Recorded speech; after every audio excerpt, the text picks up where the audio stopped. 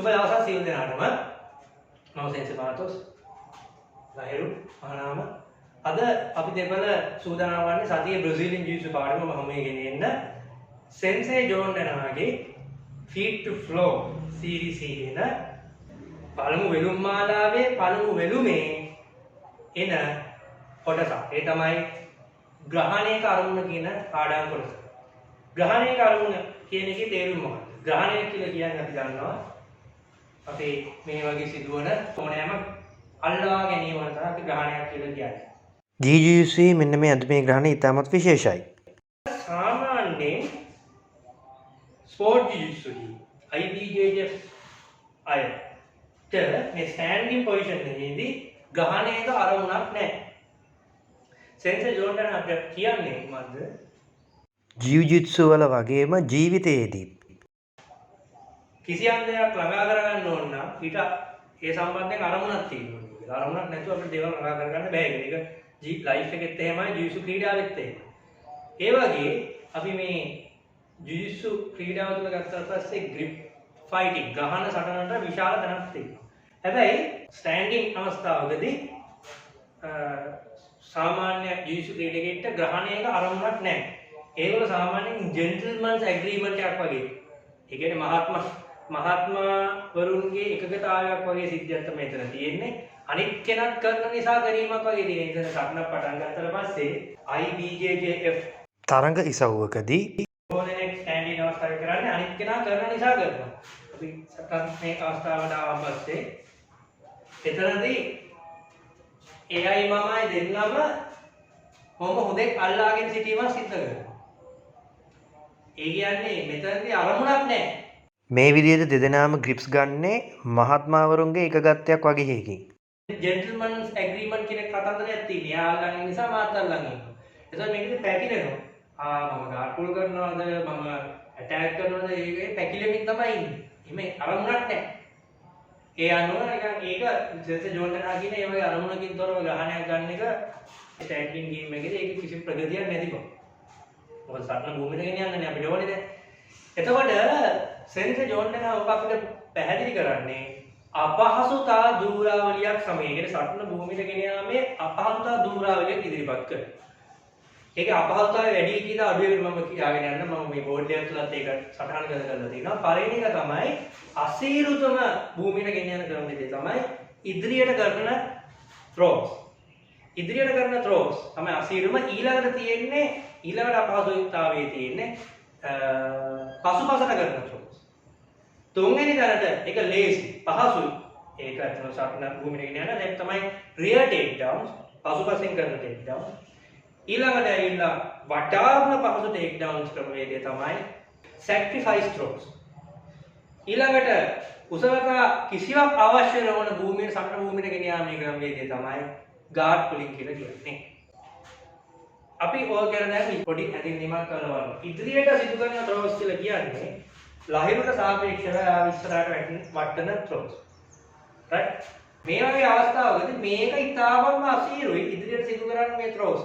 ඇයි හේතුව? මට සිද්ධ වෙනවා මේක ඇවිල්ලා අයියොත්සු අවස්ථාව. අයියොත්සු අවස්ථාව කියන්නේ මගේ බලහස්තයේ ඉදිරියට එන පරිදිම ප්‍රතිවාදියා ඒ ස්ටාන්ස් එක මේ බොක්සින් වල ගත්තොත් මේක බොක්සින් ටර්මිනොලොජි කියනවා. මේක ඇවිල්ලා ක්ලෝස් ස්ටාන්ස් එක කියලා කියනවා. මම ශිෂ්‍යන්තාවේ අවස්ථාවේ ඉන්නේ.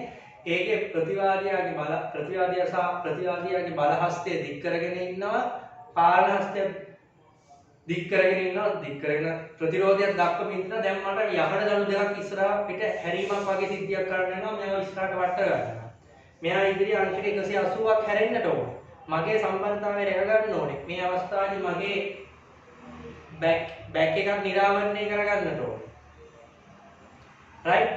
දැන් ඒක ඊටමත් අසීරු ප්‍රතිරෝධය හැමෝම අපිට ක්‍රියාත්මක වෙන්නේ. මේ වගේ අවස්ථාවලදී මෙයා කෙලින් දික් කරන් ඉද්දදී ඉතාමත්ම අසීරුයි මෙයාගේ මේ ශක්තිමත් බාහුව ඉදිරියේ අංශක 180ක් හැරෙන එක. අංශක 180ක් හැරෙනකොට මගේ සම්බරතාවය නොරක ගන්නවා. ඒක ගැන අවධානය යොමු කරන්න. මගේ පසුපස නිරාවරණය වෙනවා.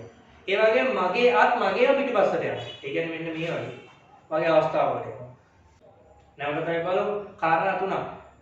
ප්‍රතිවාදියාගේ ප්‍රතිරෝධයේ ශක්තිමත් බාහුව ඉදිරියේ හැරෙන්න ඕනේ අංශක 180ක්. මගේ සම්බරතාවය රැක ගන්න ඕනේ. මගේ බෑක් එක නිරාවරණය වෙනවා. මගේම පස්සට යන ස්වභාවයක් එනවා. මේ සියල්ලම කරලා කරන්න ඕනේ මෙයාව ඉදිරියට. ඒ කියන්නේ ෆෝවර්ඩ් රෝල් එක, ෆ්‍රන්ට් රෝල් එක. සමහර අය කියන ෆෝවර්ඩ් රෝල් කියලා. මේක කරන්න පොළවන්න මම මේ සියල්ලම දේ කරගන්න ඕනේ. තප්තරයෙන් 4න් එකක් තුල මේ වැඩේ කරගන්න. අපි දල වශයෙන් බලුත් මෙයා ශක්තිමත් බාහුව දීගෙන හිටියන් පස්සේ බලන්න මේක වෙන දේ. හොඳට අත කරගෙන හොඳ අප්‍රයිට් ස්ටෑන්ඩින් පොසිෂන් එකේ ඉඳද්දි මට මේ අන්තර 180 හරි අමාරු මෙයා ඉතිරිය හැරෙන්න. ඒ පොරණට නෙමෙයි. මෙයාගේ හිප් ස්ක්වයර් වෙලා තියෙන්නේ. ඒතකොට මේ අවස්ථාවේදී මෙයාට ඊටම පහසුවෙන් හිප් චෙක් කරන්න පුළුවන්. මට මෙයාගේ ශක්තිමත් බාහුව ඉස්සරහ හැරෙන්නත් අසීරුයි. මට පේනවා ඇති මගේ බෑක් එක නිරාවරණය වෙනවා. මගේ සම්බරතාවය විතර ඒක ගැන මට අවබෝධය යොමු කරන්න ඕනේ 180ක් හැරෙන්න ඕනේ. ඒ වගේම මෙයාගේ ස්ටාන්ස් එකට ඉදිරියම මම සටන් කරන්න ඕනේ. මගේ අත් පස්සට යනවා. ඒක අසීරු කාරණයක්. ඒ වගේ මෙයාට හිප් එක දීලා මෙයාට කවුන්ටර් ත්‍රෝ එක කරන්න මෙයාට යන්නත් පුළුවන්. ඉතින් ඒ නිසා මේක ඉදිරියට කරන ත්‍රෝස් හරි අසීරුයි. ඉදිරියට මම මේකේ සාර්ථක විදියට හැරෙන්නට ඕන. ඒ වගේම තමයි පසුපසට සිදු කරන ත්‍රෝස්. අරට වැඩි අපහසුතාවයෙන් අඩු වුණාට මේක තවත් අපහසුයි.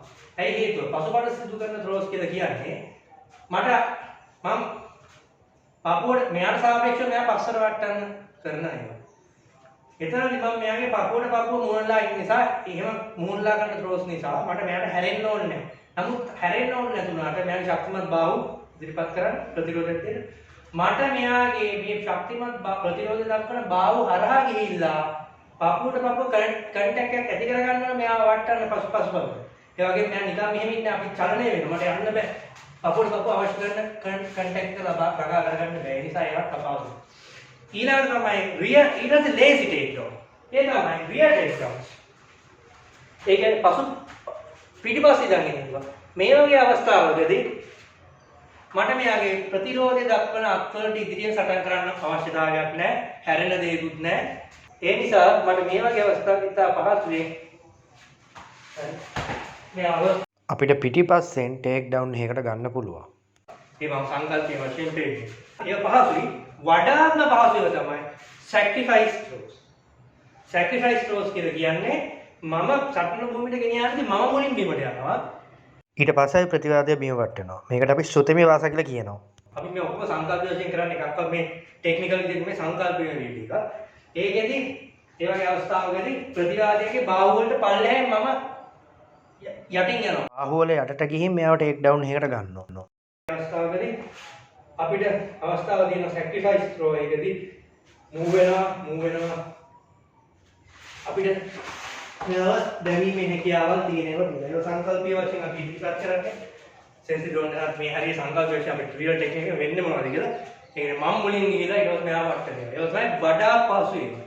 ඒ සැක්‍රිෆයිස් ත්‍රෝස් වලදී ප්‍රතිවාදී බාහුවට පල්ලෙහෙන් යන්නේ. දැන් රියල් ටේක් ඩවුන්ස් වලදී මෙහෙම ඉද්දි මම ප්‍රතිවාදියා පිටිපස්සට යන්න සිද්ධ වෙනවනේ. ඒක වෙනම කාර්යයක් නිසා ඒක පිටිපස්සට යෑම අමාරු වෙන නිසා පිටිපස්සට ගියාට පස්සේ අපිට දේවල් කරන්න පුළුවන්. නමුත් පිටිපස්සට යෑමට අපිට පසීරුදායක් දක්වනවානේ. ඒ නිසා තමයි මේ sacrifice throws වඩාත් පහසු ගන්නට වෙන්නේ. කිසිම කුසලතාවයක් අවශ්‍ය නොවෙන්නේ guard pulling වලට. guard pulling වලදී අපිට තියෙන අතම guard pulling කියලා කියන්නේ නිකම්ම ඉඳ ගන්නයි තියෙන්නේ. නමුත් ක්‍රීඩාවේ තියෙන අවශ්‍යතාවයට අනුව ක්‍රීඩාවේ නීතියට අනුව ගාඩ් පුල් කරන්න නම් අවම ග්‍රහණයක් හෝ තිබිය යුතුයි. සටනකදී ගාඩ් පුල් කරන්න කිසිම ග්‍රහණයක් ඕනේ නැහැ. නමුත් ක්‍රීඩාවේ නීතියන් නිසා අවම ග්‍රහණයක් හෝ තියෙන්න ඕනේ ගාඩ් එක පුල් කරන්න. ඒ නිසා ඒකට කුසලතාවයක් අවශ්‍ය වෙන්නේ නැහැ. ඒතර සෙන්සර් ජෝන් ගැන අපිට මෙතනින් පැහැදිලි කරන්නේ ග්‍රහණයක අරමුණ මේකත් එක තමයි ඒකාබද්ධ වෙන්නේ. සෙන්සර් ජෝන් ගැන අපිට කියන්නේ අසීරුතාවයෙන් වැඩිම සටන භූමියට ගෙන යාමේ ක්‍රමවේද තියෙනවද? මේ ග්‍රහණයේ අරමුණ. ඒ කියන්නේ අපි සෙන්සර් ජෝන් ගැන කියන්නේ දැන් උතන තියෙන දූරාවලිය පහක් වර්ග පහක් තියෙනවානේ. ඉදිරියට කරන ඒවා, පසුපසට කරන ඒවා, පිටිපසෙන් කරන ඒවා, sacrifice කරන ඒවා, sacrifice throws, ඒ වගේම guard pulling මේ පහක් තියෙනවානේ. එතකොට මේකෙදි අපි ගන්න ග්‍රහණයේ අපි මේ පහෙන් මොකක්ද කරන්න කියලා තීරණයක් අරගෙන තමයි ඒ අනුව තමයි ග්‍රහණය සිද්ධ කරන්නේ. ඒ කියන්නේ අපි මේ ඕනම grip එකක් ගන්නේ අරගන්න පහින් මොකක්ද කරන්න කියලා තීරණයක් ඇතුළු. ඒක තමයි ග්‍රහණයක අරමුණ කියලා කියන්නේ. උදේ ග්‍රහණයක් කරන් අපිට ඒ කියන්නේ එකට අදාළ ඉදිරියට කරන throw එකක් නම් ඊට අදාළ වෙන පරිදි ග්‍රහණ තියෙනවා. ඒක සෙන්සර් ජෝන් එකකට කියන්නේ යම් කිසි throw එකක් කරන්න අසීරු නම් ඊට අවශ්‍ය වෙන ග්‍රහණයක් ඒ ග්‍රහණය කුසලතාවය ඊටවත් ඉහළ මට්ටමක තියෙනවා. ඒ කියන්නේ මේ කරන ග්‍රහණය වල තේහාම අසීරු. ඒ කියන්නේ මොකක්ද? දැන් අපි කියමු ඉදිරියට ගන්න throws ඉදිරියට කරන throws එහිදී නියුට්‍රල් ග්‍රිප්ස් වලින් අපිට වැඩි throw එකක් සහ ඉදිරියට කරන throw එකක් කරන්න බෑ. නියුට්‍රල් ග්‍රිප්ස් කියලා කියන්නේ මගේ බල හස්තය ප්‍රතිවාදියා මත ප්‍රතිවාදියාගේ බල හස්තය මම මත මගේ කන්ට්‍රෝල් හෑන්ඩ් එක ප්‍රතිවාදියාගේ බල හස්තය මත ආම් එක මත ඩොමිනන්ට් ආම් එක මත ප්‍රතිවාදියාගේ කන්ට්‍රෝල් හෑන්ඩ් ආම් එක මගේ බල හස්තය මත මේ වගේ අවස්ථාවකදී අප දෙදෙනාට දෙදෙනා ප්‍රතිරෝධයක් මත තමයි ක්‍රියාත්මක වෙන්නේ. මේ වගේ අවස්ථාවක අපි දෙදෙනාගේ එක්කෙනෙක්ට සාර්ථක විදිහට throw එකක් කරන්න බෑ. මට අවශ්‍ය වෙන්නේ කුමක්ද? ප්‍රතිවාදියාගේ බල හස්තය නිදහස් කරලා මට අවශ්‍ය වෙනවා මගේ බල හස්ත ස්ථාපිත කරලා මගේ හස්ත දෙකක් ප්‍රතිවාදියේ මත තියෙන අවස්ථාවක් සහ ප්‍රතිවාදියා මත කිසිම හස්තයක් මට නැති අවස්ථාවක්. ඒ වගේ අවස්ථාවකදී මට ඉතාමත් පහසුවෙන් මෙයාව ඉදිරියට කරන throws වලට ගන්න පුළුවන්. එතකොට එහෙනම් dominant grips තියෙන්න ඕනේ අසීරුතම වඩා dominant grips තියෙන්න ඕනේ අසීරු අවස්ථාවකදී. ඒ කියන්නේ මගේ හස්ත දෙකක් මගේ බල හස්තය සහ මගේ පාලන හස්තය යා මත සහ ප්‍රතිවාදී හස්ත මගේ මත නැත කියන අවස්ථාවට එන. ඒක ලොකු කුසලතාවයක්. ඒ කුසලතාවයේ වර්ධනය කරගන්න විශාල කාලයක් යන නිසා මේ ෆීඩ් ෆ්ලෝ මාලාවේදී මුලින්ම අමාරු වේවන වැඩි අවධානයක් යොමු කරන්නේ නැහැ. ඊළඟට තියෙන පසුපසර කරන දේවල්. ඒ පසුපසර කරන throws. පසුපසර කරන throws වල ඒකට අපිට ඩොමිනන්ට් තියෙනවා. මොකද දන්නව නැත්නම් මෙයා මෙහෙම නියුට්‍රල් ග්‍රිප්ස් අවස්ථාවක් ගත්තොත් නියුට්‍රල් ග්‍රිප්ස් අවස්ථාවක් ගත්තොත් එයාට මං ගාවට එන්නත් බෑ. මට එයා ගාවට යන්නත් බෑ. එහෙනම් මොකක් හරි මේකකින්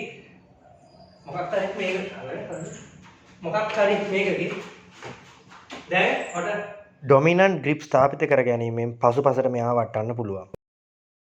රියර් ටේක්ඩවුන්ස් වලදී මට මෙයාත් එක්ක ග්‍රිප්ස් වල එක ෆයිට් කරන්න නැති වුණාට මට මෙයාගේ පසුපසට යාමේ යම් කිසි ග්‍රිප් එකක් ගන්න ඕනේ. රයිට්.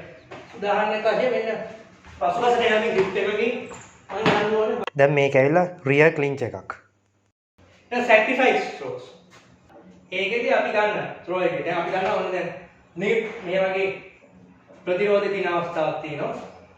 ප්‍රතිරෝධය දෙන්න. දැන් ගන්නවා මේ අවස්ථාවේදී මම තීරණය කරගන්න ඕනේ මම අසීරු එක කරනවා නම් අනිවාර්යෙන් මම දන්නවා මට ඩොමිනන්ට් ග්‍රිප්ස් ඕනේ. අසීරු ඒ කියන්නේ අසීරු ඒක මම තත්තරෙන් හතරෙන් එකක් ගත්තයි කියමු. හරි. අරගෙන මූව් වෙනවා. දැන් මේක ගොඩක් වෙලා මේ අවස්ථාවේ ඉන්නේ නැහැ.